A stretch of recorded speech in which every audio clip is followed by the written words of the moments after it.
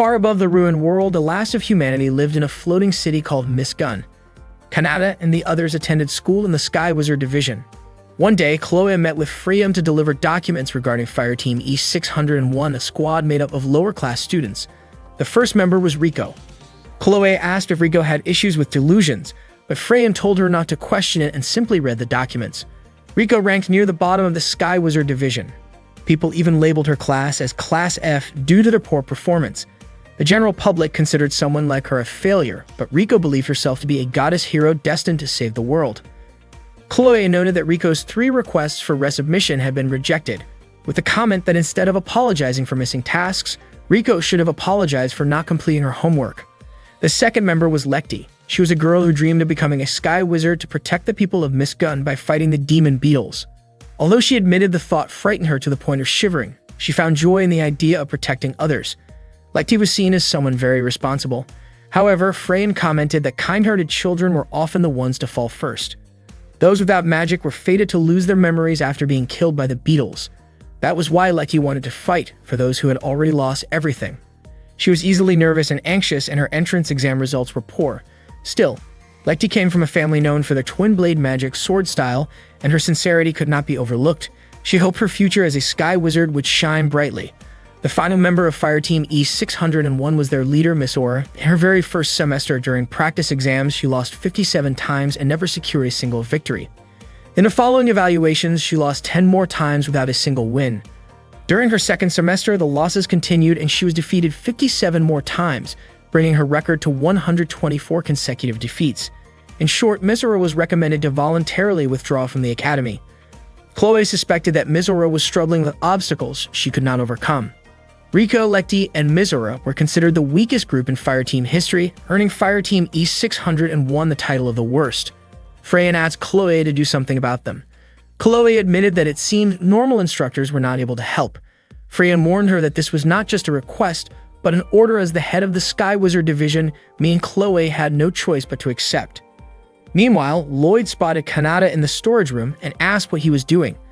Kanata tossed a book toward Lloyd and explained that he was checking the warehouse inventory and comparing it with a supply list. He mentioned that something felt off with the food records and suspected that some of the rough Machina divisions might have taken things, so he gave them a warning in his own way. Lloyd was surprised that Kanata was actually checking everything by himself.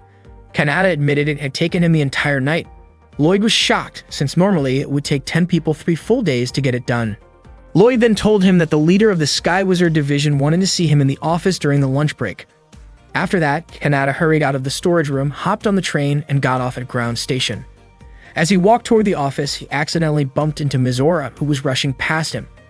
Miss Aura scolded Kanata for not paying attention, and in the confusion, his hand pressed against her chest by mistake. Embarrassed, Miss Aura blushed and asked if Kanata was implying that she looked flat. Kanata did not deny it, which made Miss Aura even more upset, and she called him disgusting. To make things worse, the bread with jam Miss Aura had been eating spilled onto Kanata's pants. Miss Aura looked disappointed because her breakfast was ruined, and she demanded that Kanata owed her for it. Kanata found it strange since his pants were now stained with jam, and he thought she should be the one apologizing. Miss Aura explained that she had barely slept, so she was in a hurry, eating on the way just to make it to practice on time. As Kanata stood up, the bread slid off his pants. Miss Aura, still annoyed, shouted for help and told people that there was a creep nearby. But when she turned back, Kanata had already disappeared. At that moment, Kanata was busy trying to wash the jam off his pants, but the red stain looked hard to remove. He then noticed Rico smiling at her own reflection in the glass window of a nearby building. Curious, Kanata wondered what she was doing. Their eyes met, and with full confidence, Rico asked if her beauty had already mesmerized him. Kanata dismissed it as just another one of her eccentric habits. Rico teased him back, calling him a stalker, and Kanata replied that she was simply weird. Rico proudly claimed to be the reincarnation of a goddess, which explained her beauty. She warned Kanata not to fall in love with her, saying that the only person allowed to adore such beauty was Rico herself. Kanata dryly suggested she should take a break from admiring herself and use that time for training instead. He noticed the uniform she wore and recognized it as the Sky Wizard student uniform. Rico told him that she disliked exhausting activities like training, especially those that made her sweat. Then Rico suddenly realized Kanata was standing there in only his underwear, and she was shocked. She accused him of being indecent and asked why he would even remove his pants after looking at her. Kanata explained that he had already taken them off earlier while trying to clean the jam stain. Rico, still flustered, was stunned that he had been walking around like that the whole time. She screamed, calling out to others and saying that there was a creep right in front of her. Once again, Kanata vanished before anyone could see him, running straight into the restroom to hide. Meanwhile, some female students in the changing room were chatting about rumors of a suspicious person wandering nearby. Kanata stepped out of the restroom, frustrated that he had been labeled as a pervert twice in one day. Just then, he accidentally bumped into Lekti near the restroom. Seeing Kanata standing there only in his underwear, Lekti's face immediately turned bright red. She stammered nervously, reminding him that this was the girls' restroom, and with a trembling voice, she asked if Kanata really was some kind of creep. Kanata quickly denied it. Kanata made his way to Freyan's place, thinking that maybe he shouldn't have taken the shortcut through the preparation field. Not long after, 2 male students spotted him and called him a traitor. When he finally arrived, Kanata ran into Yuri, who also called him a traitor. Kanata asked if Yuri was still holding a grudge against him. Yuri said she had stopped wasting her time thinking about him since to her, remembering Kanata was pointless. Even so, Kanata insisted that Yuri was still holding on to it. That annoyed Yuri so much that she almost lashed out at him, but Chloe quickly stepped in to hold her back. Yuri told Chloe to let her go, explaining that she wasn't carrying a grudge and she wasn't trying to start a fight. She claimed she was simply stating facts, but Kanata still treated it like a grudge. Frustrated, Yuri stormed off and 2 male students nearby laughed at the scene. Chloe warned Kanata not to act that way, since it could make Yuri angry, but Kanata admitted he actually hoped she would get even angrier with him. Chloe questioned why he would think like that. Kanata explained that Yuri had joined because she wanted to be with him, and he was sure she was still hurt. Since Yuri had never been good at controlling her emotions, maybe it was better if she let them out once in a while. That incident had happened more than 6 months ago. At the time, Yuri had been unconscious and never witnessed it herself, and Kanata had also been badly injured. He said that the only person who ever comes out of battle without a scratch is someone who doesn't have the skill to be there in the first place. Chloe admitted she felt responsible for what had happened, so she offered Kanata a good deal. Seeing Chloe smile as she said it, Kanata was convinced that it meant trouble. Chloe brushed off his suspicion, saying she trusted the leader of the Sky Wizard Division. Chloe then led Kanata to meet Freyan. Freyan called him a traitor who still dared to show his face. Kanata admitted he hadn't actually planned to come, but Chloe suddenly smacked him lightly to shut him up. Freyan explained she hadn't called Kanata there to lecture him. Instead, she wanted him to take responsibility and become the instructor for Fireteam E601. She told him to teach this struggling group so they could fulfill the school's mission of training Sky Wizards capable of pushing back the threat of the beetle-like demons. Kanata wondered why it had to be him, when there were plenty of others available.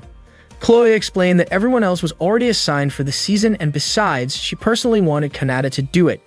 She said she knew how hard he worked behind the scenes, like helping out with logistics when nobody was watching.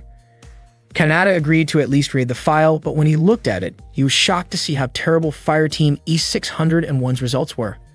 Meanwhile, the members of Fireteam E601 were having a discussion. Misora suggested they start training, but Rico refused, saying that a goddess like her didn't need practice. Misora scolded Rico, accusing her of going against her authority as the team leader. Just then, Lekti looked nervous as she tried to speak up. She said something had happened to her earlier that morning. At the same time, Kanata was walking through the school corridor. Other students who passed by recognized him.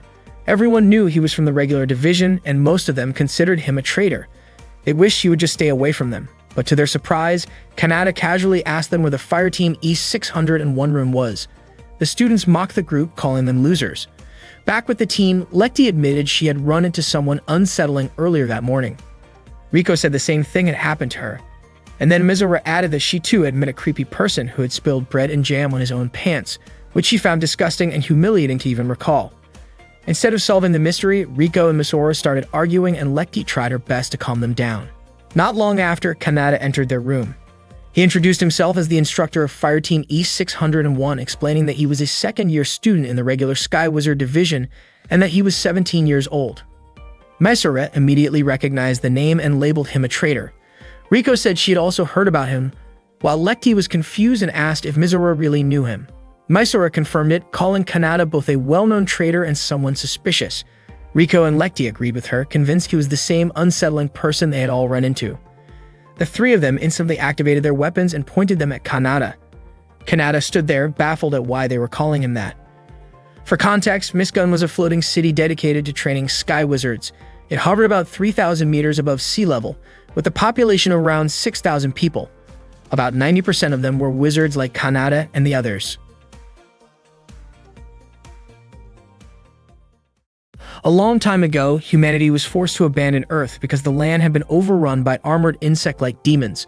People moved to floating cities to continue their lives, and the city came to be known as Miss Gun. Riko considered herself to be a star in Miss Gun. That day, Kanata entered Fireteam E601's room and introduced himself as their new instructor. Misora questioned why Kanata had become their instructor, but Kanata told her not to worry about the details and instead encouraged them to move forward. Misora was convinced that Kanata couldn't read the data properly and also carried his usual shameless attitude.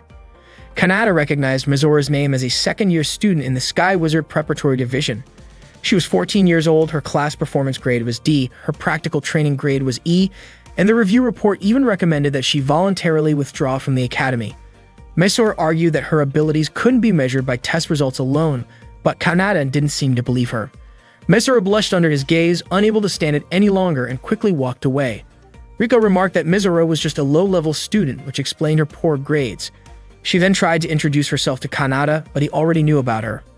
Riko was also a second-year student in the Sky Wizard Preparatory Division with an A in classroom grades.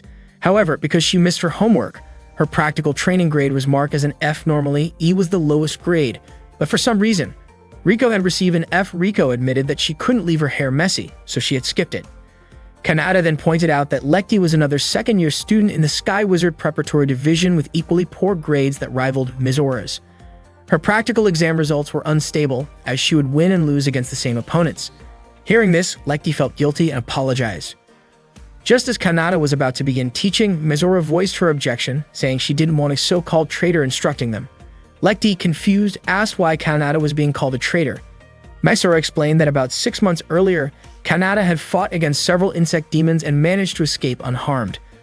But ever since then, he had been seen as a coward, frequently skipping missions and missing important ranked matches where his team should have earned an S rank. After repeatedly disappointing people's expectations, Kanata earned the nickname of traitor. Misora said she couldn't allow someone so irresponsible to be her teacher. Kanata replied that Misora was free to voice her complaints to the head of the Sky Wizard Division, then asked whether she felt embarrassed because she had never won a first-rank match. Misora told him not to underestimate her. She admitted that she felt ashamed, but she still wanted to become a great Sky Wizard and didn't want to waste her time. Riko argued that Kanata's remarks about her were inaccurate. Despite her young age, she had already been praised as the reincarnation of a goddess and her abilities were more than adequate.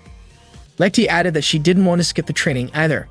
Kanata told them that people used to call him the Black Sword Master Kronos, and as their master, he would train them properly. If they worked hard, they could reach his level of strength or even surpass him. He asked them to imagine themselves defeating fire teams ranked above them, contributing in a dramatic way to humanity's fight against the insect demons. Inspired, the three girls imagined how cool it would be to fight those creatures. Misora eventually agreed to be trained by Kanata, but Riko refused, saying that as a goddess she wasn't willing to sweat or work hard. Misora grew frustrated, pointing out that this very attitude was why Riko couldn't achieve good results. Riko countered that it was only Misora and Lekti who had failed to produce results. Misora challenged Riko to prove it, but Riko simply mocked her. Kanata asked if Riko's exam results had been graded by Freyan, but Riko dismissed the need for exams altogether. Kanata said he had never seen Riko's true abilities, so based on the data, he had to consider her at the same level as Misora. Riko, however, refused to accept being compared to Misora, insisting that a goddess like her could never be placed on the same level. Kanata told her to demonstrate her abilities during training. Riko warned him not to fall for her once he saw her outstanding talent. Kanata then asked Lekti for her opinion. Lekti, embarrassed, struggled to speak up. Misora encouraged her to look people in the eyes and say what she truly meant with confidence. But instead, Lekti lowered her head and apologized. Kanata asked whether she was apologizing because she didn't want to join the training. Lekti admitted that her apology was actually meant for Misora. Misora then pulled Lekti closer to Kanata, and with encouragement, Lekti finally managed to say that she wanted to do it and was willing to join the training with Kanata. That afternoon, Yuri and Chloe were chatting in the cafeteria. The female students around them admired the two of them for protecting the city. Chloe waved to greet those students, which made them really excited, and she asked Yuri to wave back as well.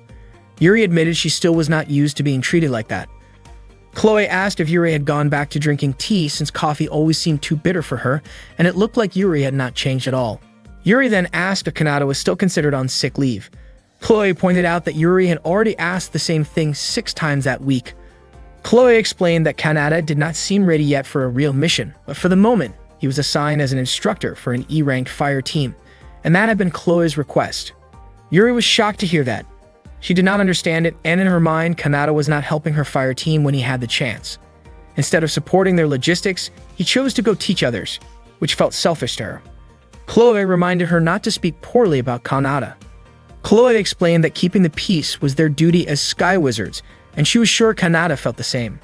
When Yuri asked how Kanata was doing at that moment, Chloe answered that he seemed to have started his lessons by flying through the skies. At that same time, Kanata was flying with Mizora, Riko, and Lekti. When he reached a good altitude, he stopped to begin the exercise. Mizora was puzzled why Kanata was using a flight device, while Riko also wondered why he did not just use his flight magic since the device had lower mobility. Mizora began to doubt his reputation as a Grand Master, saying that someone who could not even fly properly would not stand a chance against them. Kanata responded that his way of flying was simply the mark of a beginner learning the basics, which surprised them. Riko questioned why Kanata would choose such a basic program to test their skills, while Lekti just hoped he would train them seriously. Kanata then told them they could attack him with their alchemized arcana weapons at full strength. If they could defeat him, the training would end. With that, the exercise began. Kanata darted off at high speed, and Mizora confidently declared that they could defeat him. She immediately chased after him, and Lekti followed soon after. Riko was frustrated by how recklessly her teammates were rushing after a fleeing target without even a plan.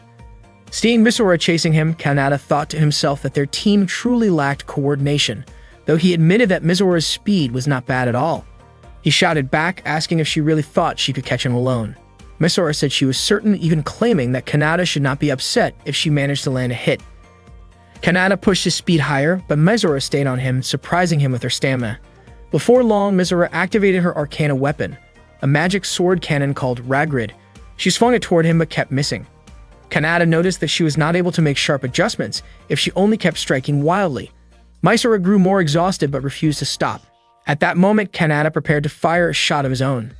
He sped up again, and Mizora assumed he was just trying to run away to avoid her attacks. Kanata praised her speed and stamina, saying they were actually quite impressive. Just when Mizora moved in for another strike, Kanata suddenly changed direction and disappeared into the clouds, leaving her confused and searching for him. Meanwhile, Lekti appeared behind Kanata, aiming her weapon at him. Kanata asked her what the name of her weapon was since it looked impressive. Lekti answered that it was called Amano Habakiri. Kanata was surprised, noting that she should have been able to land a blow if she had only tried. He encouraged her not to hesitate. Lekti began attacking, but Kanata was able to block her strikes. She was startled when she found herself too close to him, her face turning red before she quickly backed away and swung her weapon again. Kanata wondered why her movements had suddenly become inconsistent, asking if she was only stalling for time. Lekti attacked again, and Kanata realized her movements had actually become smoother. Her reflexes were quite good, but she kept making mistakes, most likely because she did not fully trust her own abilities. Kanata stopped her strike and told her that she had real potential. Embarrassed, Lekti pulled away and repeatedly apologized. From a distance, Riko had been waiting for her chance. She aimed her magical weapon, Athena, and fired. Kanata sensed the attack and managed to dodge, but the shot flew toward Lekti, who was standing near him. Kanata immediately pulled her aside and deflected the magical blast. Riko was stunned, realizing Kanata had actually reduced the strength of her shot before it could do any real harm. Kanata asked Lekti if she was alright, and she nodded.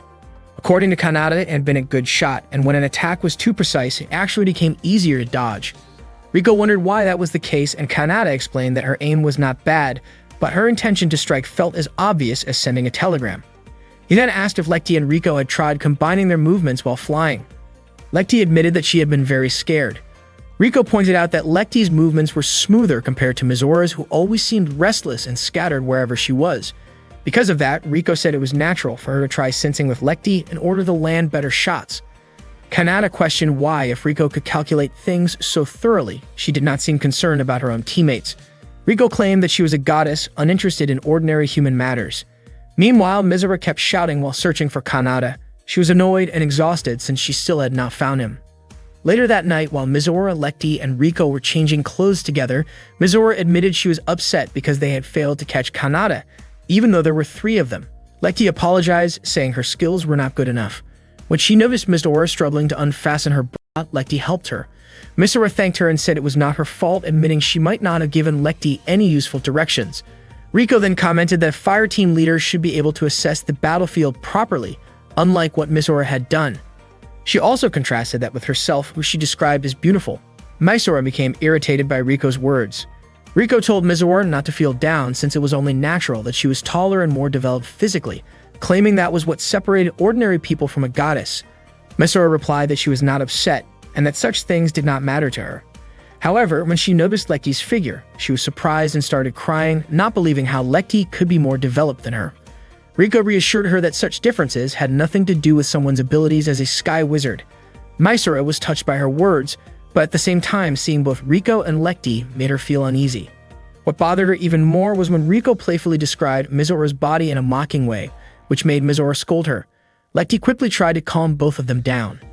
Kanata had realized that Misora had a hot temper and often lost sight of her surroundings, while Lecty's lack of confidence caused problems whenever she faced enemies. Riko, on the other hand, was the complete opposite of Lecty, but the distance between her and her teammates was too wide. To Kanata, they were like puzzle pieces shaped oddly, but he thought it would be amusing if he could somehow fit them together. Riko, however, refused to accept Misora as the leader of the fire team since as a goddess, she did not want to be under Misora's command. Misora argued that she was the one who had started the fire team, so it was her responsibility to lead. Riko countered that being first in line did not automatically earn respect. At that moment, Lecty tried her best to calm the two of them down as they argued. Soon after, Kanata opened the door to the changing room to announce the next stage of their training. Unfortunately, he accidentally caught sight of the three girls and only their undergarments. In shock, they immediately activated their weapons and accused Kanata of being inappropriate. That day, the members of Fire Team E601 were in the middle of a special training session with Kanata. The training was tough as becoming stronger was never easy. During the session, Riko admitted that she had no intention of joining in because she believed herself to be like a goddess. She left the room right away. Misora tried to stop her, but Riko ignored her. Kanata told them to let Riko be on her own, then asked Misora and Lecty if they were ready for the special training. Both Misora and Lecty agreed to continue. Later that day, Kanata brought Lecty to a clothing store. With her face turning red, Lecty said that she had finished changing into the outfit Kanata had chosen.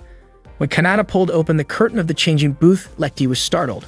Kanata wondered why she was so embarrassed since she actually looked beautiful in the maid outfit. Lecty asked if it was really necessary to spend their fire team's budget on a maid costume. Kanata explained that the outfit was important for their training. Before leaving the shop, he told Lecty that her task for the day was to hand out flyers while wearing the maid outfit. Lecty was shocked, but she had no choice but to do it. That afternoon, Lecty began her task. When two students walked by, she tried to call out to them, but she couldn't bring herself to speak clearly. The students thought she was acting strange and walked away. Not long after, 3 male students came over. They were stunned to see her dressed as a maid and quickly surrounded her.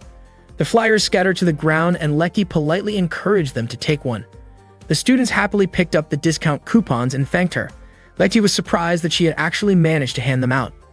Meanwhile, Kanata asked Misora to find out Riko's weaknesses. According to him, everyone had at least 2 weak points, and even if Riko tried to act calm, there was a chance she had some surprising vulnerabilities. Misora seemed reluctant about this request. Even though she didn't get along with Riko, she didn't want to lower herself to spying. Suddenly, Kanata covered her mouth because he had noticed Riko walking nearby. In the process, he accidentally touched her chest and quickly apologized, saying he hadn't realized it. Misora was offended, especially when Kanata's words made it sound like he hadn't noticed anything because she was too small. Kanata urged her to stop arguing and follow Riko. That day, Riko went shopping for clothes. Through the reflection in the store's glass, she noticed Misora tailing her. She immediately approached and asked what Misora was doing. Misora was shocked that Riko had caught on so easily and wondered if she had some kind of special ability. Then Misora realized her reflection in the glass had given her away. Riko asked if Misora had feelings for her. Misora was at a loss for words and couldn't come up with an excuse. Riko told her she needed to shop, but Misora insisted she wanted to join her. Suspicious, Riko pinched Misora's cheek, worried that maybe someone had cast an illusion spell on her, since it was strange for Misora to suddenly want to spend time with her. Still, she allowed Misora to tag along. Elsewhere, Kanata was drinking coffee outside when Lecty approached and handed him a flyer. He asked if she had completed her task. Lecty admitted that at first she had been extremely nervous, but afterwards she managed to gain a little courage. Kanata then told her it was time for the second step, asking her to start working at the cafe. He walked away while Lecty insisted she couldn't possibly do it. Suddenly, several customers called her over to take their orders. With so many people waiting, Lekti panicked and shouted out for Kanada's help, saying she couldn't handle it on her own. That same afternoon, a young man named Real was walking while looking at his tablet, mumbling that most of the armored insects seemed to come from the Arcanar class. Without realizing it, he bumped into Yuri, who was carrying a drink. She immediately apologized as the drink spilled, soaking Real's pants. Feeling extremely guilty, Yuri apologized over and over. She quickly knelt down, trying to wipe off the spill. The stain didn't seem to go away, and Yuri grew flustered, unsure what else to do. To her surprise, Real's heart raced as he watched her, his face turning red. Yuri apologized again, worried the drink might leave a permanent stain on his clothes. Just then, Riko took the handkerchief from her, saying she could handle it herself. A moment later, Chloe called out to Yuri. Real told her not to worry and urged her to go meet Chloe. Yuri apologized one more time before leaving in a hurry. Real watched her go and only then realized he was still holding on to her handkerchief. That afternoon, Riko went to a bookstore and bought a philosophy book. Mizora asked if Riko was really sure about buying it since the book looked boring. Riko thought Mizora probably didn't understand the joy of pursuing truth yet, and she even called Mizora a child. Mizora admitted it when she was told that. Then Riko invited Mizora to the next store. Mizora didn't expect that Riko still hadn't finished shopping. After that, they went to a doll shop. Riko absolutely loved the sheep doll she found and hugged it right away. Mizora had only just discovered that Riko liked cute things. Riko looked embarrassed and quickly took the shopping item from Mizora's hands. Riko said they needed to use their time efficiently. Mizora began to wonder if Riko liking cute things could be considered a weakness. That afternoon, Lekti was serving customers, but a few male students started teasing her with uncomfortable comments. They laughed, which made Lekti feel very embarrassed, and she quickly walked away. Lloyd saw everything and recognized Lekti as Kanada's student. At that moment, Lekti sat alone, saying she couldn't do it. Suddenly, Mizora arrived and asked what Lekti was doing there. Lekti immediately hugged Mizora and cried and told her everything. Mizora couldn't believe the kind of special training they were getting. Lekti asked if Mizora's training was more normal than hers. Mizora laughed and admitted it. She said she was willing to help Lekti if needed, and that made Lekti happy.